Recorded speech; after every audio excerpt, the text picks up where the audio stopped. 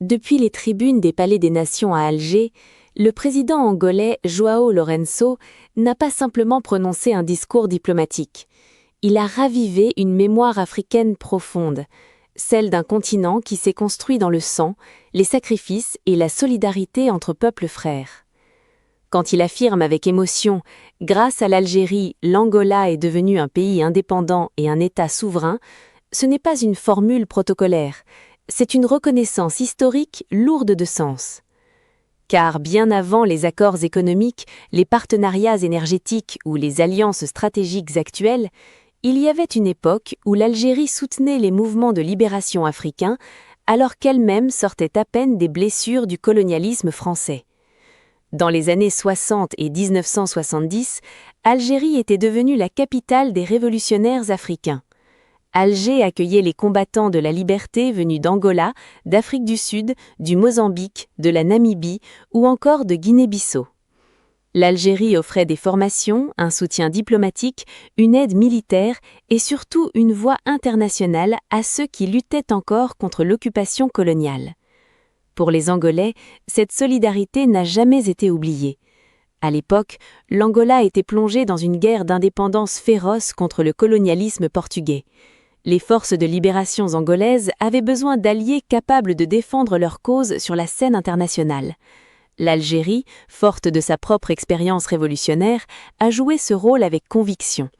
Elle ne considérait pas la lutte angolaise comme un simple conflit régional, mais comme une bataille pour la dignité de toute l'Afrique. C'est précisément cette mémoire que João Lourenço a voulu remettre au centre de son discours à Alger. Dans un monde où les intérêts économiques dominent souvent les relations internationales, il a choisi de parler d'histoire, de fraternité et de reconnaissance. Et ce choix n'est pas anodin. En rendant hommage à Abdelmadjid Tebboune et à l'Algérie, le président angolais envoie aussi un message politique fort au continent africain. Il rappelle que certaines nations africaines ont payé un prix immense pour défendre la liberté des autres peuples africains. Et parmi ces nations, l'Algérie occupe une place particulière. L'émotion exprimée par le président angolais lorsqu'il évoque cette terre bénie et la profondeur des liens fraternels montre que cette visite dépasse largement le cadre d'une simple coopération bilatérale. Elle symbolise le retour d'une vision panafricaine fondée sur la solidarité historique entre États africains. Aujourd'hui, les défis ont changé. Le colonialisme classique a disparu, mais l'Afrique reste confrontée à d'autres menaces.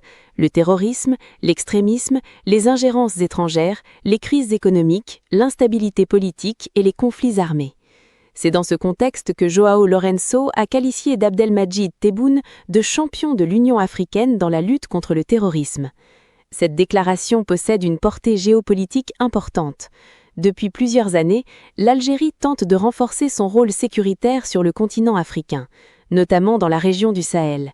Grâce à son expérience dans la lutte contre le terrorisme durant les années 1990, Alger est aujourd'hui considéré comme l'un des pays africains les plus expérimentés dans les stratégies de contre-terrorisme. L'Algérie ne se présente pas uniquement comme une puissance militaire, mais comme un acteur de stabilité régionale. Elle défend une approche basée sur le dialogue politique, le refus des interventions étrangères et le soutien aux solutions africaines pour les problèmes africains. Cette doctrine trouve un écho favorable auprès de plusieurs pays du continent, dont l'Angola.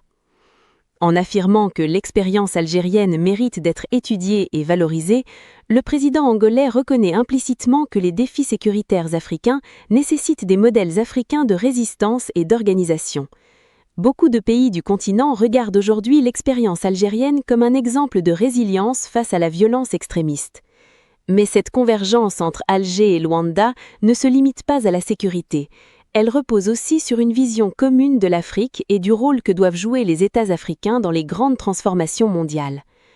L'Angola est un des géants énergétiques du continent. Producteur majeur de pétrole, membre de l'Organisation des pays exportateurs de pétrole, il possède des ressources stratégiques considérables. De son côté, l'Algérie est une puissance énergétique incontournable en Afrique du Nord et en Méditerranée. Ensemble, les deux pays peuvent peser davantage dans les discussions économiques internationales. Cette visite ouvre donc la voie à un renforcement des partenariats dans plusieurs secteurs, l'énergie, les hydrocarbures, les mines, l'agriculture, la défense, les transports et les échanges commerciaux. Mais au-delà des contrats et des accords, ce rapprochement porte une dimension symbolique puissante, celle d'une Afrique qui cherche à renforcer ses alliances internes au lieu de dépendre exclusivement des grandes puissances étrangères. Le discours de João Lourenço rappelle également une vérité souvent oubliée. Les peuples africains partagent une histoire commune marquée par la domination coloniale. Quand il évoque un colonialisme qui ne reconnaissait pas leurs valeurs culturelles ni leur indépendance, il parle d'une blessure collective encore présente dans la mémoire du continent. Pendant des décennies, les richesses africaines ont été exploitées au profit des puissances coloniales, tandis que les peuples vivaient dans la pauvreté et la répression. Cette mémoire historique continue d'influencer la manière dont plusieurs leaders africains perçoivent les rapports internationaux actuels.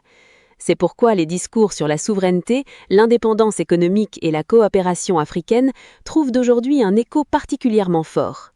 Les nouvelles générations africaines veulent voir émerger un continent capable de défendre ses intérêts, ses ressources et sa stabilité, sans dépendre exclusivement des grandes puissances étrangères. Dans ce contexte, l'Algérie apparaît pour beaucoup comme un symbole de résistance et d'indépendance diplomatique. Depuis son indépendance en 1962, elle a souvent adopté des positions fermes sur les questions de souveraineté nationale et de non-ingérence. Cette posture lui vaut une certaine crédibilité auprès de nombreux pays africains. Le rapprochement entre Alger et Luanda peut être interprété comme le signe d'un retour progressif d'une diplomatie africaine plus coordonnée. Une diplomatie qui cherche à construire des partenariats stratégiques entre États du continent pour faire face aux défis du XXIe siècle. Le discours du président angolais à Alger ne se résume pas à un hommage historique. Il représente aussi une vision politique de l'avenir africain.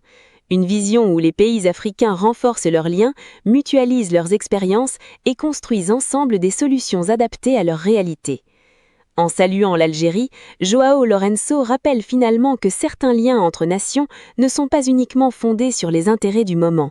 Ils sont forgés dans les combats communs, les sacrifices et la mémoire partagée. Et dans un monde marqué par les rivalités géopolitiques, cette mémoire peut devenir une force stratégique majeure pour l'Afrique.